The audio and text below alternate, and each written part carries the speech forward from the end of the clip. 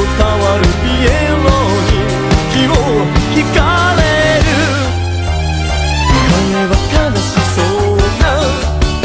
でも嬉しそうな顔して屋敷に連れてってと涙を浮かべ僕に抱かれた。階段を上り抜け光を放ち彼を待つ少女の人形と互いに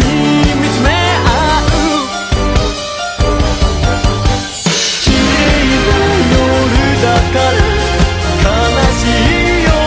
だから優しく笑って見守ってあげる。寂しい夜だから最後の夜だからこれからも二人を離したりはしないから。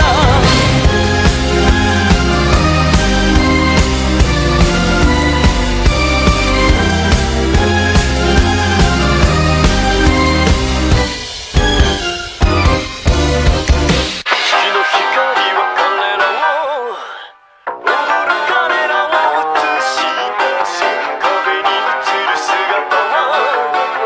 生まれ変わる前のままに見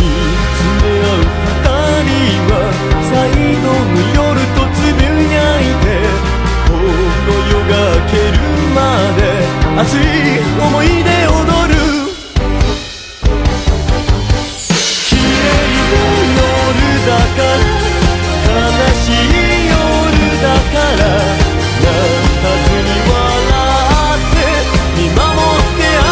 げる。寂しい夜だから最後の夜だからこれからも二人を見守ってあげる。綺麗な夜だから綺麗な夜だから悲しい夜だから優しく笑って見守ってあげる。寂